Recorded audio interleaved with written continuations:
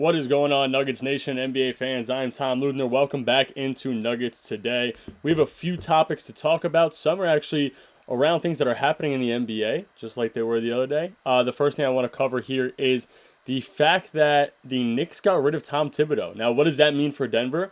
Denver could look to bring him in as a potential defensive coordinator. I know that he may not want to take a role that's smaller than what he has or had currently, but at the same time, his team ranked third last year in the NBA when it came to defensive rating. Denver ranked fifth, which isn't terrible, but now you know that Denver has the keys and all the tools for Thibodeau to come in and make this potentially the number one defense in the NBA. So why not bring in Thibodeau as a defensive coordinator if that's what he wants to do? Obviously, David Adelman got rid of all of his staff because he didn't want to renew anybody because it wasn't working. After the finals run, it was not working. So I think that the Nuggets have the potential to be a phenomenal defense around Thibodeau and what he's able to do. I think that Thibodeau lacked as a head coach a little bit, strictly because he didn't get his bench involved, and that's something that I talk about with David Adelman, that I think he needs to expand the rotation. We saw that the Knicks did it later on in the Pacers series and ended up working, but any team needs depth, and I think that's going to be a lot. And there are some guys who are on what seems to be on Denver's radar that could fit Tibbs' kind of defensive system. And that's this first guy I want to talk about, which can be a potential trade target for Denver. And that potential trade target is with the Chicago Bulls if you're able to go get Lonzo Ball. And I know people are saying may not be realistic for what Denver can offer, and I understand that. I think if, let's say, Tibbs were to come in as defensive coordinator and the Nuggets were able to go out and make a move for Lonzo, I think that's awesome as a backup point guard because you can also start him at the 2 realistically. And, again, Brown could come off the bench or you bring him off the bench as your 6th man. Again, this is all speculation because Russ could still accept his option.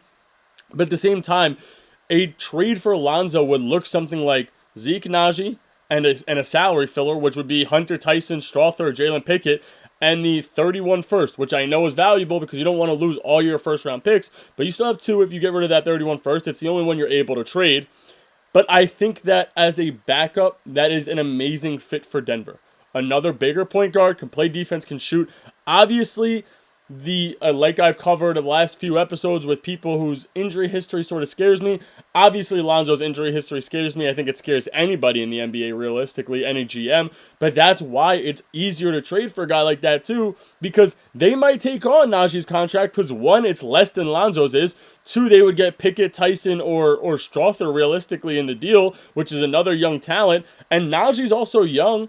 And you're able to get a future pick in Lonzo's contract off of your books, which is a good thing. I think he makes $2 million. He's around $10 million per year. Naji's around $8 million per year. So you're able to bring on a younger player who you might be able to develop. They're also looking to shop just about their entire team, from what I'm hearing.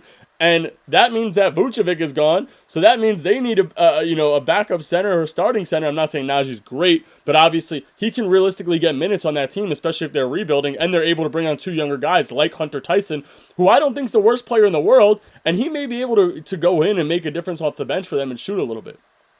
I know I covered maybe trading for Herter, and that could be a move that maybe you bring in Herter and Lonzo and I know it's tougher because I don't know if I'd want to trade MPJ for a guy like Lonzo. I was more inclined to trade him for a guy like Herter if I were the GM, strictly because it gives you the shooting. Lonzo may never touch the court, so that makes me a little bit nervous.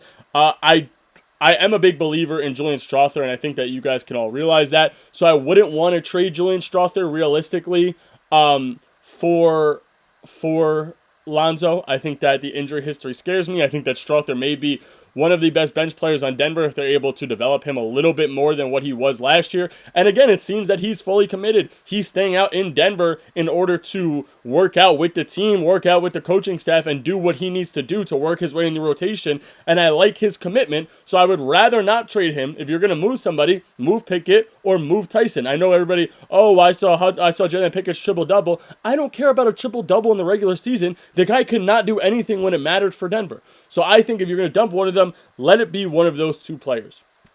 Another guy, if Denver were to bring in Tibbs, but even if not, I think he can work in the system, who's a free agent target, is bringing in the small forward, power forward combo from LA, and that is Amir Coffey. Amir Coffey's a 3-and-D player. I know people don't think he's great.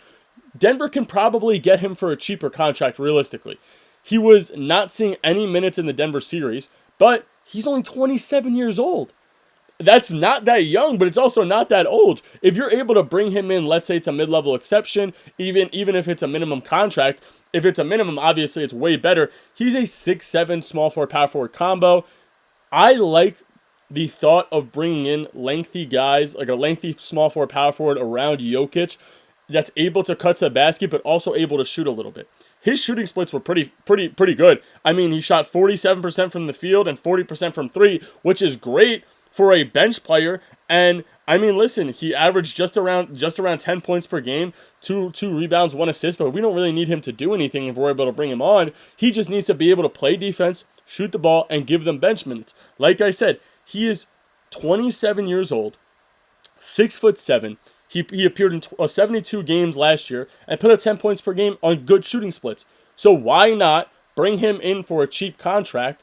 And that's one of your answers right there on the bench. Like I said, I think that he fits Tibbs' system if Tibbs were to be the defensive coordinator as well. But at the same time, he's a guy who can just come in and make a difference off the bench for Denver, and that's exactly what they need.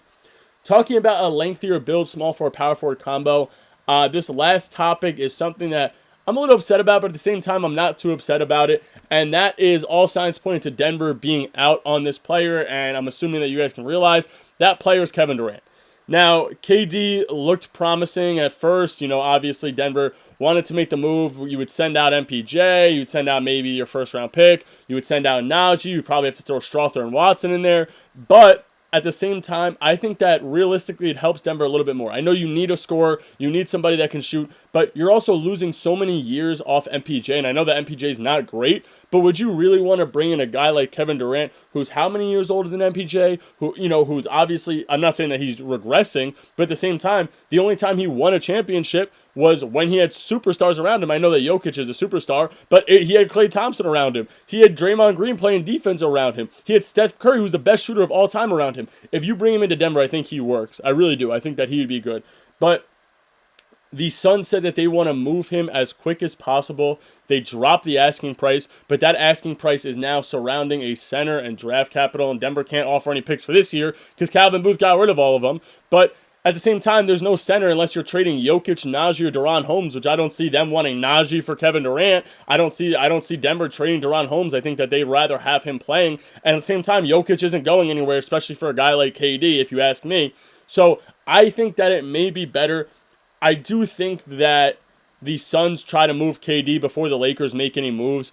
And again, like I said, they want to target a center. The Lakers want to target a center. So I think KD is going to be shipped out probably right away since they do want a center around Booker. And who knows, maybe he gets sent to the Eastern Conference, which is even better for Denver because unless they're bringing in a top-tier center, that's another competitive team in the West that could be out. I know they didn't make the playoffs last year, but you're moving Durant out of the West, and that's better for Denver's odds. I know you have the Thunder, who are loaded with picks, who are loaded with young talent, but at the same time, I think that Denver is officially out of the KD talks because there's no center they can offer them.